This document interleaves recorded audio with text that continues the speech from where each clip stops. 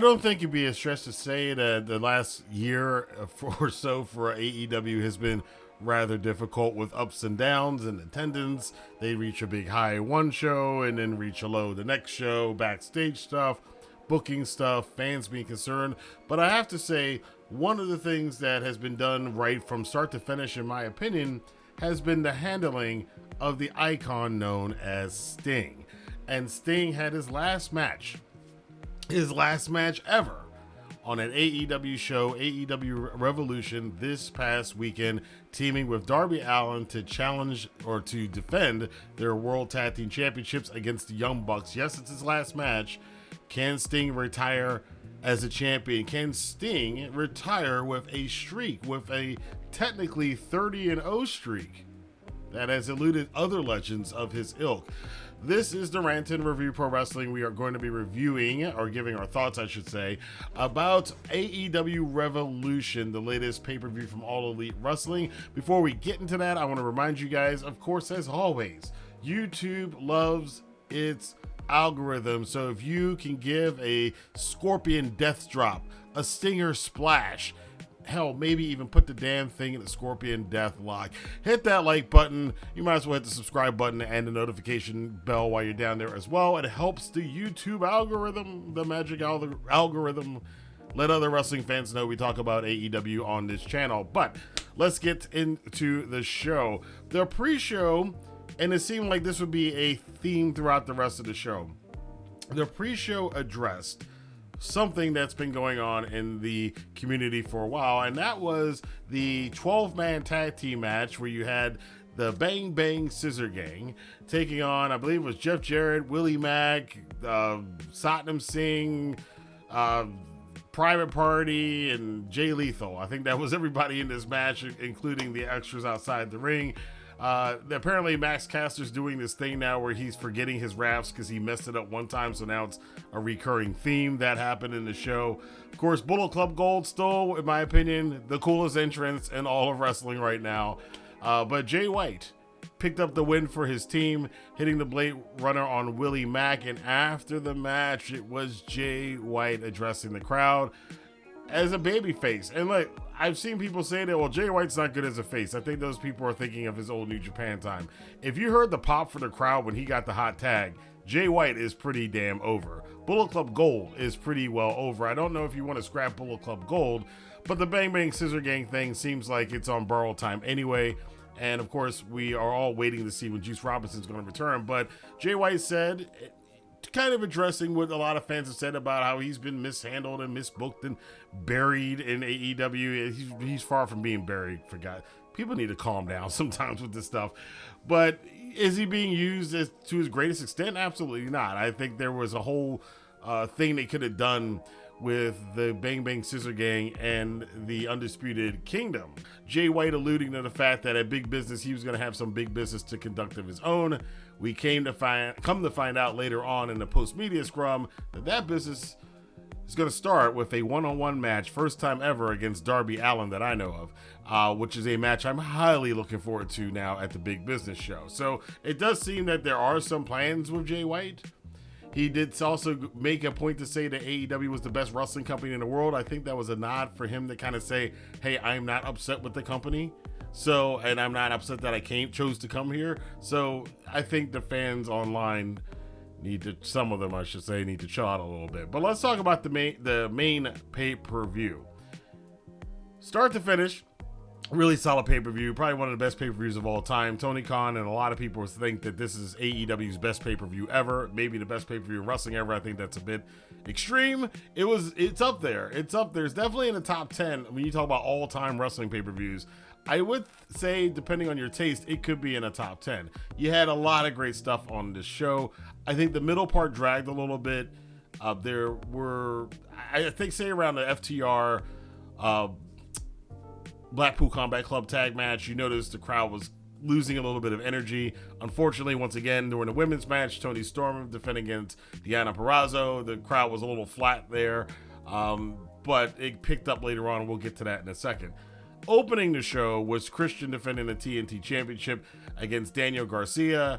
Nobody expected Garcia to win this match. It seems like the money match or the money angle is still with Adam Copeland, but this is a good way for Garcia to continue to inch his way up in the minds of the fans as being a above mid-card player. He's still not main event, but matches like this and performances like this kind of edge him more and more out of the mid-card and into at least the upper mid-card eventually. And I think we'll see Daniel Garcia as a upper mid-card talent in the eyes of the fans by the end of this year, if not sooner. We also had what was supposed to be originally the meat match, which basically turned into it was a multi-man match for the shot at winning, getting a shot at the AEW World Heavyweight Championship. I'm getting tongue-tied today talking about all this stuff because there's a lot of people to talk about here. There are a lot of people in this match. We did get a meat moment with Brian Cage and Lance Archer and Will Hobbs and Wardlow. And Wardlow was kind of the standout in this match. Jericho was in this match too. There was a little bit of a beef on Collision between these two heading into the show, but we all kind of expected Wardlow to win this match, and that's exactly what he did, now earning him a shot at the World Heavyweight Championship. I'm going to talk about that a little bit later on when we get to the World Title match. Another big match of the night was Orange Cassidy defending the International Championship against Roderick Strong, and what was it was a good match. Orange Cassidy's pretty beat up, man. The dude needs some time off. Hopefully he's getting time off after this. He looked like he was a mess. Roddy is Roderick Strong. He's a solid wrestler. I think this is the best I've seen him since, I would say since NXT, since his NXT days. And him winning the championship here felt right. It felt like that's what they were going to do. Undisputed Kingdom needs some more gold in it to kind of solidify it as a threat to the rest of AEW as they have now proclaimed themselves to be. It was what happened after the match, though, that did garner a lot more interest, and that was the return after 2 years of Kyle O'Reilly to a wrestling ring, period, not just AEW. He was greeted with open arms by his friends, Roderick Strong in particular. Of course, they were both members of the Undisputed Era back in NXT back in the day. But when given the shirt to join the Undisputed Kingdom, he hesitated, whispered something into Roderick Strong's ear, and then left the ring looking very emotional. They tried to catch up with him and get an interview later on and didn't say anything. Roddy won't talk about it. So there's a little mystery there. Again, there's your soap opera stuff. There's your soap opera drama. What did Roderick Strong say? I'm saying that kind of facetiously, but it actually is a good thing. It is a curiosity. I want to see on Dynamite where this is going.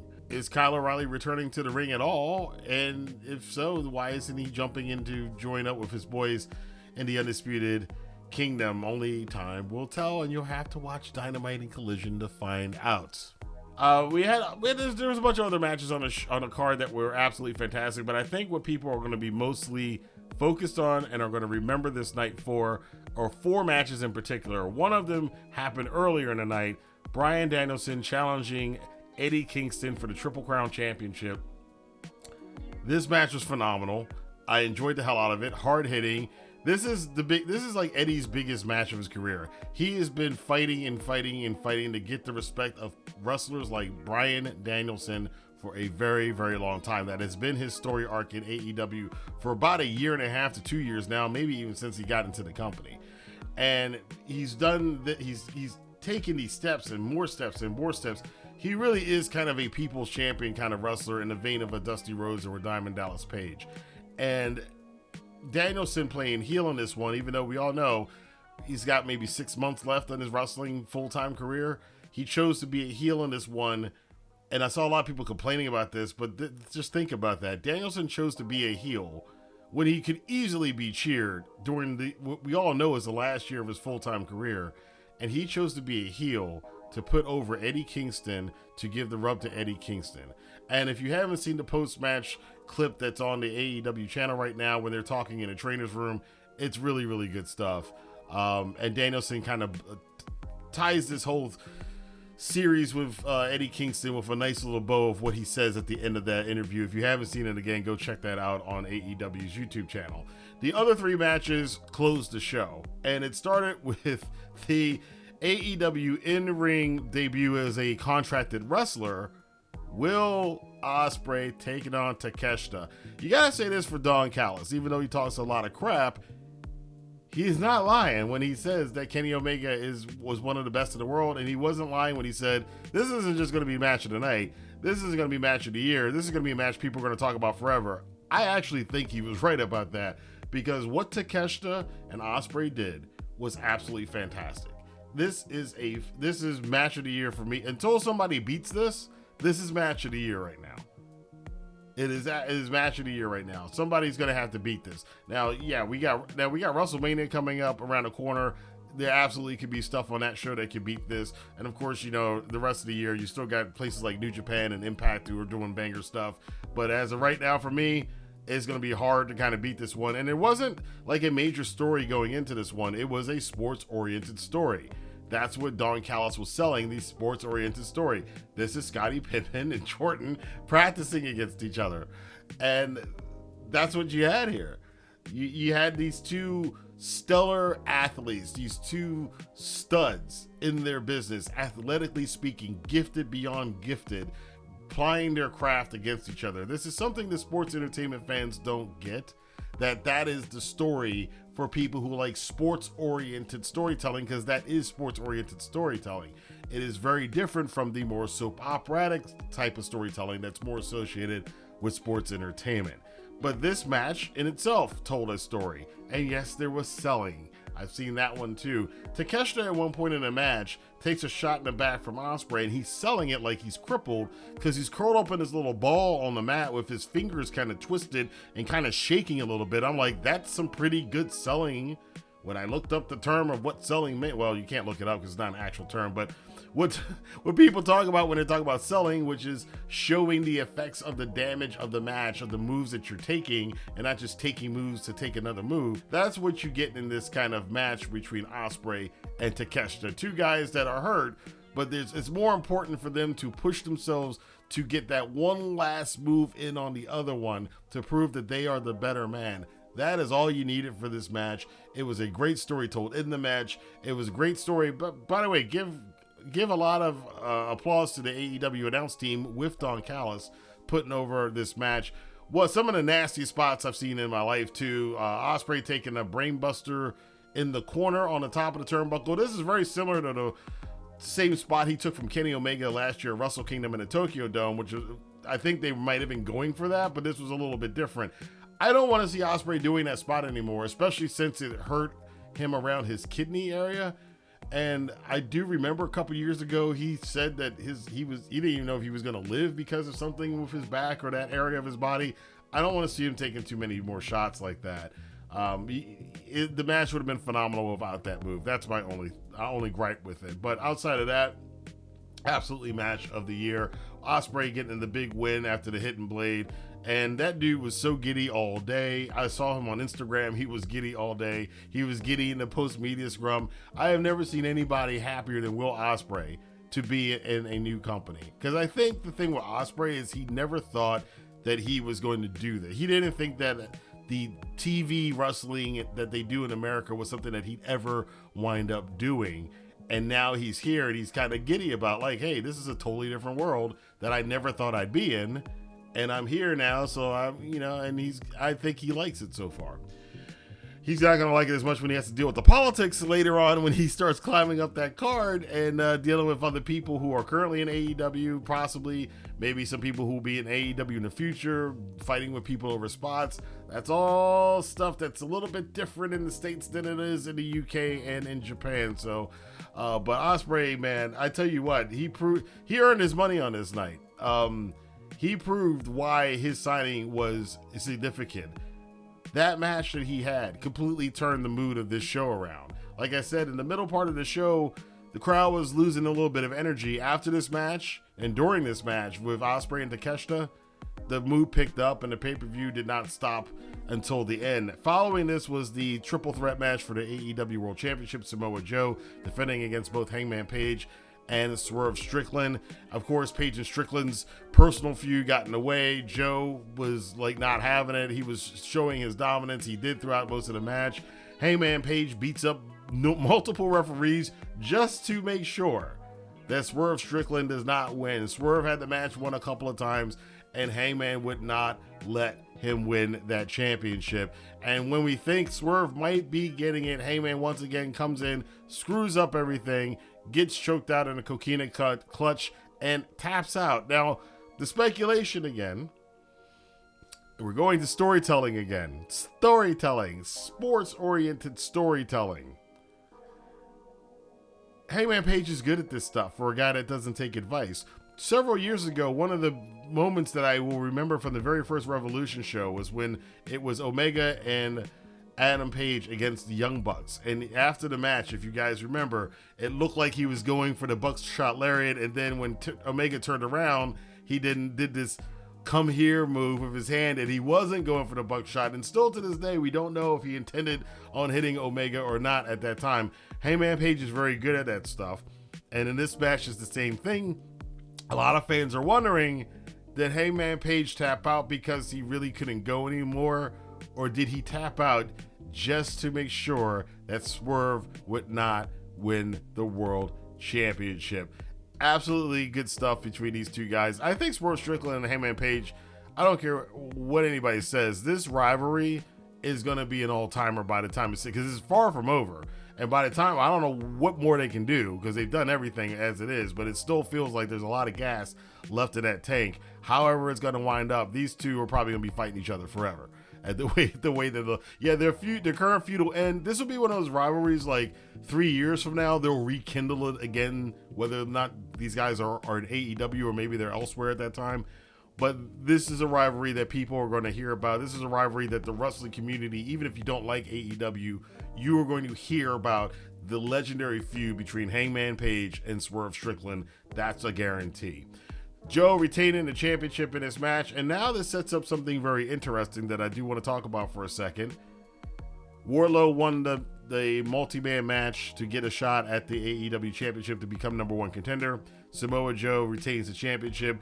We are then obviously going to be heading very quickly to Samoa Joe and Wardlow, which may, by the way, happen at a new pay-per-view AEW debuted, which is AEW Dynasty, which will be happening in April.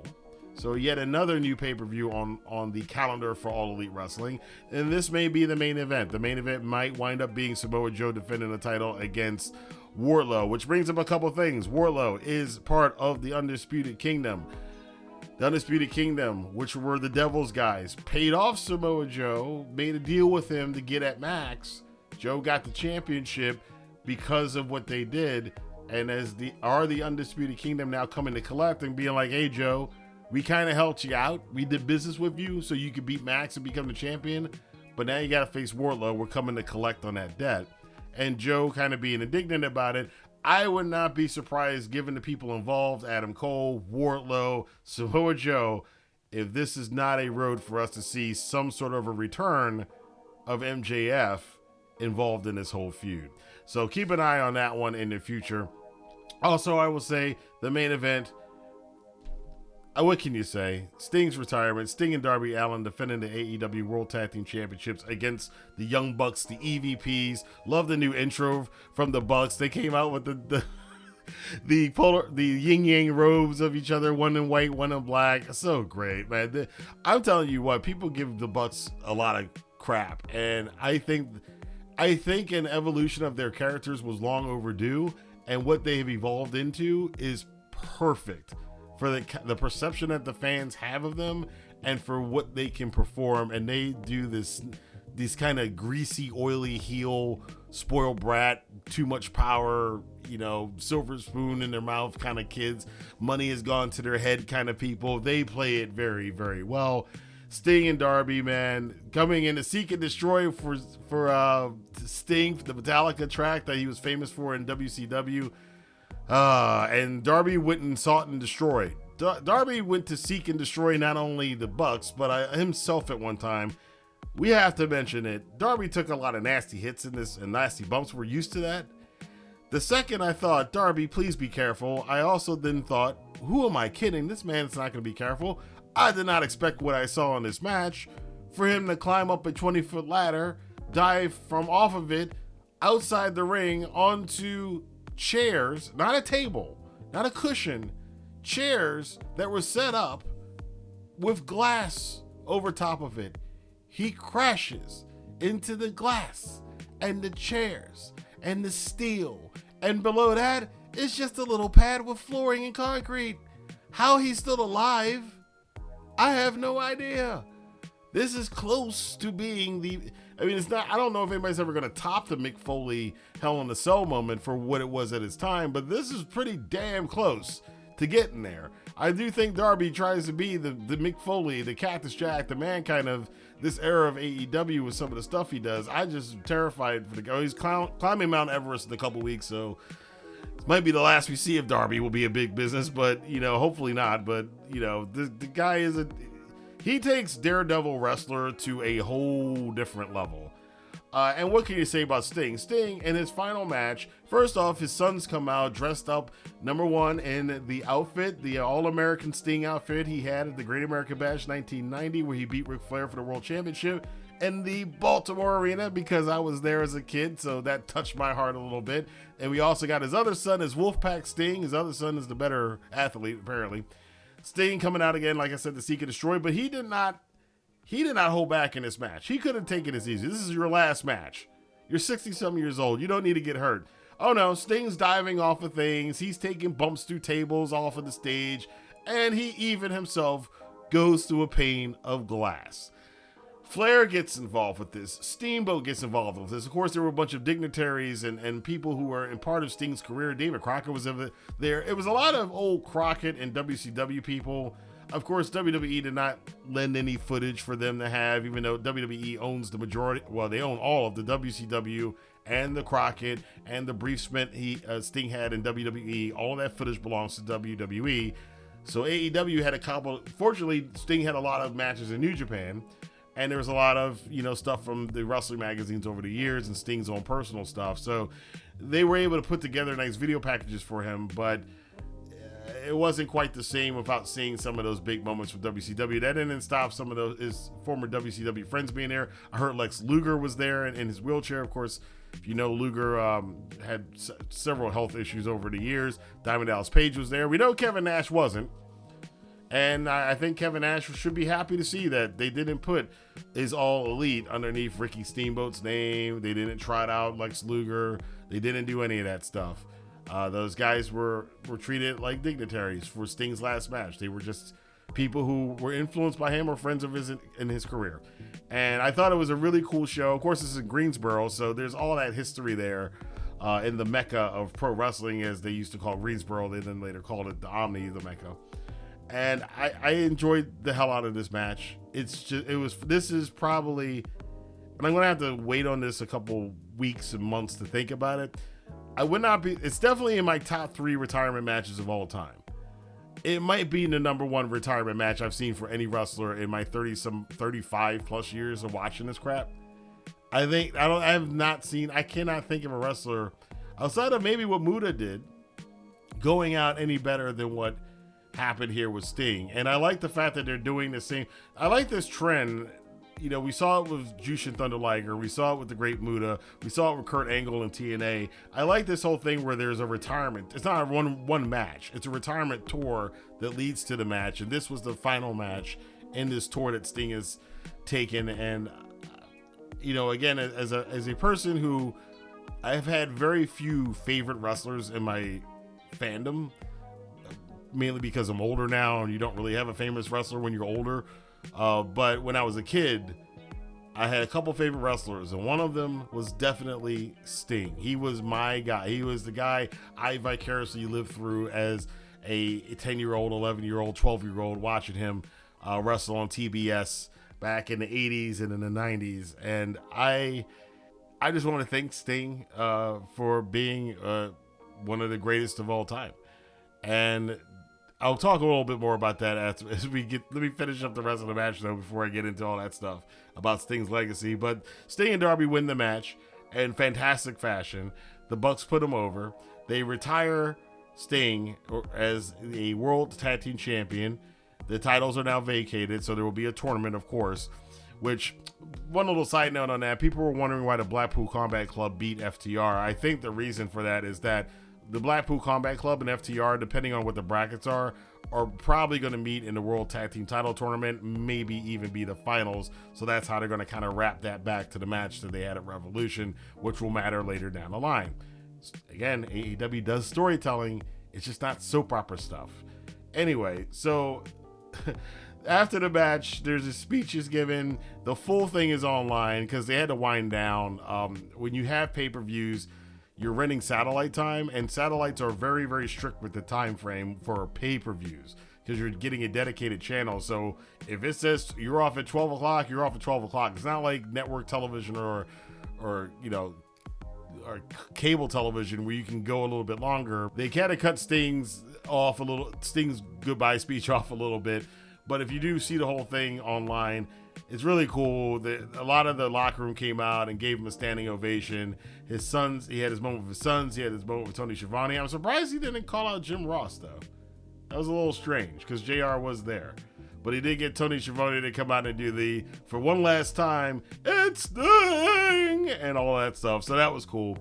The post-media scrum for this fantastic show was a lot of fun. Toni Storm, as always, you got to watch Toni Storm in the post-media scrum. She's just attractive. She's still calling out Wendy Richter. We all know, however, a big challenge is coming up for Toni Storm in the next 2 weeks. So that's pretty cool. That's also where Tony Khan officially made the announcement that it'll be Darby versus Jay White coming up at that big business show. He did also hint that over the next 3 weeks, there's going to be a lot of groundbreaking stuff in AEW. So I think we're in for a pretty cool ride of weekly TV with AEW, at least on the Dynamite side. Dynamite, by the way, also has a new logo. So a lot of news coming out with AEW. And the final thing that really stuck with me in this show is Sting and Darby afterwards in the post-media scrum. And a lot of things Sting said in that post-media scrum, which tied into some things that Kenny Omega had said earlier in the day, which ties into why the Bucks were the ones that were in this retirement match that I think a lot of fans don't understand. Sting and his generation, especially during the Monday Night Wars, in WCW, Sting was the only guy on the WCW side who had not left WCW and gone to the WWF and then came back to WCW. The Steiners had done it. The Road Warriors had done it. Arn Anderson had done it. Lex Luger had done it. Ric Flair had done it.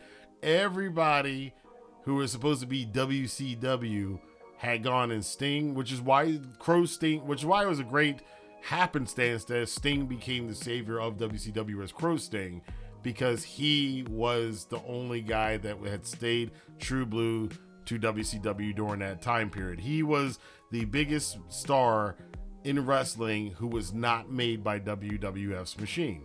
Fast forward, he finally does go there. It doesn't go so well. He makes mention of that in the post-media scrum. He said that, AEW felt like a brand for him. WCW definitely was his brand. TNA, sometimes yes, but it was shaky. WWE didn't feel like a fit for him, but AEW definitely felt like a fit for him. And I think it's because of that. I think it's because it's Sting in an industry and in a fandom that's full of a bunch of people who talk a lot of smack about being dedicated and devoted to this, that, and the third. Sting was one of the few ones who really was. And I thought it was really cool that he mentioned this in the post-media scrum, and it makes sense again why he would choose the Young Bucks. The Young Bucks, much like Sting, in their time frame, along with Kenny Omega, were the biggest star like 5, 6, 7, 8 years ago. They were the biggest stars in wrestling, and they were big stars in wrestling and still continue to be, but never had to rely on the WWE machine to make them that way. Sting retired with a 30-0 record during his time in AEW. In AEW, it's 29-0, but he had the one match of Muta over during Muta's retirement, which kicks it up to he actually hit 30-0, which is something certain other people, let's call it out. The Undertaker streak got botched. He should have had that 30-0 streak. Undertaker didn't get it, but Sting did in AEW in a way. It's really kind of funny. And the sad thing that those two never met in that we never got Crow Sting versus Dead Man Undertaker, but it's funny. It's just funny how wrestling works out sometimes. But I thought the whole show overall was phenomenal. Again, the middle part is a little slow. I think if you go back and watch it, though, it probably won't feel as slow. And the last three matches are absolutely amazing. Kingston and Danielson was absolutely fantastic, and the whole show was just a joy to watch. And it flew by. It was a long show, but it felt like it flew by really quickly. So I want to know what you guys think. Let your voice be heard in the comment box below. Did you enjoy AEW Revolution 2024? Revolution is quickly becoming AEW's one of their better shows of the year. I don't think I've seen a bad Revolution yet. I don't think they've had a bad one yet. So I want to know what you guys, of course, think. And until next time, we got some New Japan stuff to talk about this week because the New Japan Cup is starting this week. And we got a lot of stuff heading into WrestleMania. WWE's on the road to WrestleMania, so we're going to talk about that as the week goes on as well. Until next time, I'll see you guys here for more news, rumors, and commentary on the Rantin Review Pro Wrestling. Have a good day.